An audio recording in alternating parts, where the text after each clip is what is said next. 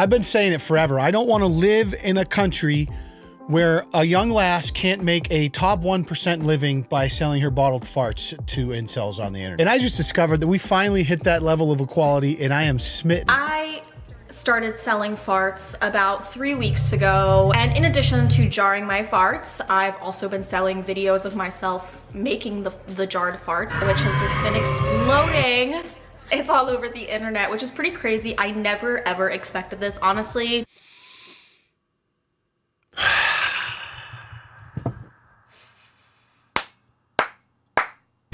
You mean to tell me that by the grace of God and the power of technology, I can now order my very own mason jar of the forbidden flatulence? Oh, yeah.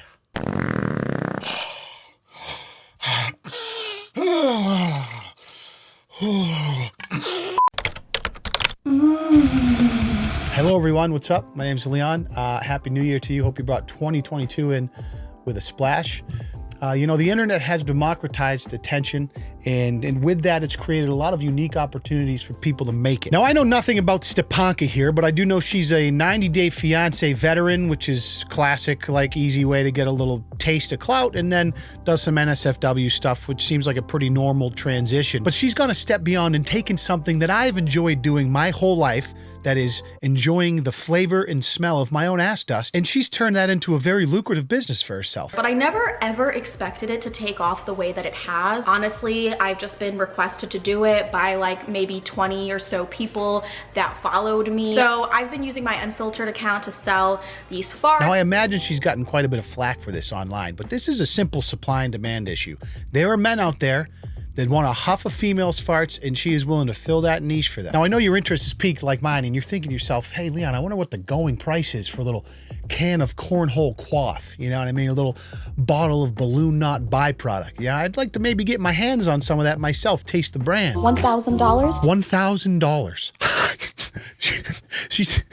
She's selling these, people are buying these for $1,000 fucking dollars! Would I rather get a PS5 and an Xbox One, or huff the soggy scent of an e-girl's asshole? Lord almighty, if I got $1,000 a fart, I would be rich enough. I would be the richest person on earth. I would be skulking Elon Musk in a brothel as we speak right now. Why not let this be a thing that I offer? So I started doing it. I actually offered a limited edition drop of these fart jars on my unfiltered page. Hey, yo, new fart jar just dropped. Slide in. Pretty quickly, they sold out, which completely blew my mind. And I made a TikTok that went really, really viral. I'll insert it right here so you guys can see. Let's take a peek. Hey guys, today I'm going to be showing you a day in the life of a girl TikTok. who sells her farts in a jar. Nice. So I like to get things rolling with some beans, a protein muffin, and today I decided I was going to make myself a protein shake with some yogurt added to it, and I was feeling it for sure. While I wait for those farts to develop, I like to read. I'm very smart, love to read. Oh, wait, hold on. Was that a little self-aware, self-deprecating joke I just saw? I'm very smart, love to read. You know, now I know why you can command such a high price. Us gentlemen, we love a clever, funny girl, you know? Oh. Then after I'm ready to go, I go ahead and, you know, do my work, do my job. I don't need to show you that, guys, but I like to add in little flowers. She's not going to show us that for free. Come on, guys. And when I'm finally finished with my jar, I like to leave a personalized note. I want to thank you so much to the 97 people who've already purchased their jar of farts. And as you know, they're on sale right now, 50% off of $1,000. 50% off, $1,000. Man, am I bummed I missed that fucking holiday sale. Now, here's a situation where I get screwed because my wife doesn't use TikTok. If she did, like a normal woman her age, she would have probably seen this viral TikTok and known the second she saw this that, man, this would be a wonderful gift for my husband for Christmas. Instead, she didn't see it, and I get like socks and clothes. Like, when I could have been huffing the savory starfish saliva of this ethot on Christmas morning in the company of my family, and I'm deprived of that now. So when you really total up every single fart jar comes with a handwritten note that was 50% off. And when you take into account the cost of shipping and handling, the amount of food that I have to eat in order to produce the farts, the amount of energy and exertion that goes into creating those farts, and the flower petals that go into the fart jars, which then capture the scent, and then also every single fart jar comes with a handwritten note. That takes time, it takes paper, it takes ink, it takes willpower, it takes strength, it takes time. Time equals money. So when you really total up everything, all of the effort and the natural resources that go into creating this once in a lifetime product, then it really is a good deal when you think about it. Raise the 1 divided times the 3, and yeah, the math checks out. It's about $1,000. So the people that are coming at me saying, oh, who the hell would pay $1,000 or $500 for a fart? That's way too much money. What I have to say to those people is like, walk a mile in my shoes. You try to make farts every single day, multiple times a day. It's not easy. Not for nothing, but I've spent almost the entirety of my 36 years on Earth farting at least once an hour, unintentionally. So I'm not sure that point's gonna fly in a court of law. But you also have to keep in mind, you know, what kind of flatulence will these products and these items produce? Will it smell good? Will it smell like something that is the equivalent of a dumpster? I don't want to be sending out something that smells rancid. So I try to formulate the perfect foods that will create a pleasing scent. Yeah, I'm looking at the menu here, and most of these farts say they have a pleasing scent, which coincidentally, that's not really what I'm into. I was wondering if you had anything maybe off menu that was just absolutely fucking rancid. Yeah, like makes you wince in pain the second the jar top comes off. Anything in that ballpark? Or a microwave kitten, that's maybe a little too sweet for my taste.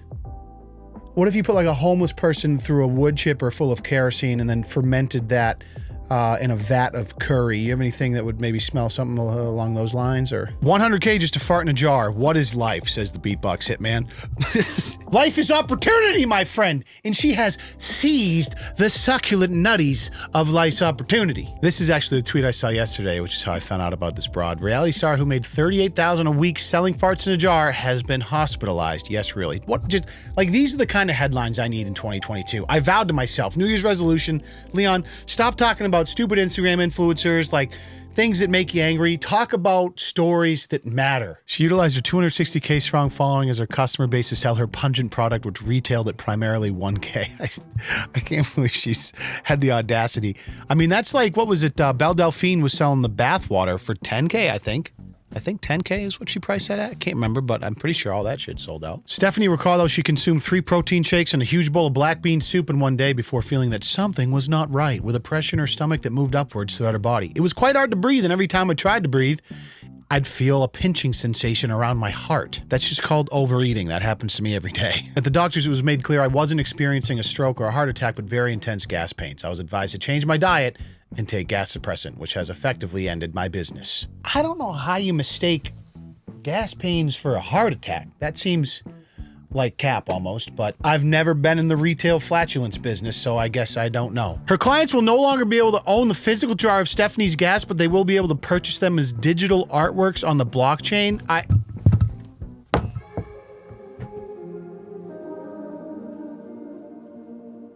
Does everything have to be an NFT? Or can we just stick to like pictures of monkeys, right? What would the Bored Ape Yacht Club boys think if they knew Stephanie was trying to bastardize their beautiful NFTs by NFTizing her fart jars? Just unthinkable. If that shit's under 10 ETH though, I'm finna cop that real quick. Now this is the part of the video where we tip our hat to the Queen of Quaff. And for those of you that don't know me that well or don't care about anything beyond Stephanie's flatulence business, you hip thrust that motherfucking like button and you skedaddle, okay? You get the hell out of here, so do that now. But for the rest of you still here, let's get personal real quick. Not really personal per se, and I'm gonna try to spitball this here. I don't wanna really edit it or whatever, but I just wanna touch base with you guys on a non-meme level, just because, I mean, I've been doing this for a long time now. And I like ghosted a little bit the last half of last year. in several ways for many reasons. Even farther into the year, I stopped streaming. I stopped posting everywhere, minus like the bare minimum on YouTube and a couple videos with my wife on the second channel, which I still enjoy very dearly. I kind of just hit a wall in a lot of respects. Not to get into any details, I'm fine. I'm super grateful. I have a beautiful family that I love. And one of the best side effects of just kind of stepping out of the scene for a while was just being able to spend so much time with my wife and my son, which has been really special. But simultaneously, I was kind of going through this heavy phase of like self-discovery, right? Where I was really falling heavy down crypto rabbit holes. I'm super involved in the crypto community in a lot of ways, and not only in my own personal investments, but in where I spend a lot of my time. I'm going to be actually doing a lot with that unrelated to this channel. I'm not going to cross the two things over because I know nobody is here in this channel to hear about crypto, but I will be. I do have a second secret Twitter account where I do some crypto stuff that I'll reveal at some time. But I'm feeling invigorated. This is the beginning of a new year. I'm feeling happy, blessed, invigorated, ready to start being creative again. I've also I've had a bit of a League of Legends addiction the last several months, so I'm taking steps to mitigate that. And sure, that may come across as kind of sad for many of you, which it kind of is, but video games have always been one of my biggest vices. So when I was streaming more and playing the games, it kind of crept back into my personal life, and it was taking up way too much of my time. So I'm figuring out how to better balance that. All that's to say, it's been a wild 5 years. I'm so grateful for those of you that have been banging with me for this long.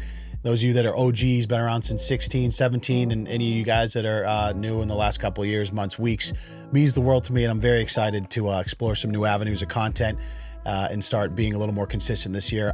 For those of you that know me, you know I admire Moist Critical, Charlie, quite a bit in the way he's kind of crafted this unique style of just, I mean, he puts out a billion videos a day, but he is the creator I look up to as this dude who just is himself, has an incredible community around him, and I envy that and hope to build something like that someday with you guys. As always, I appreciate your time. I do not take it for granted, and I look forward to seeing you very soon in the next video.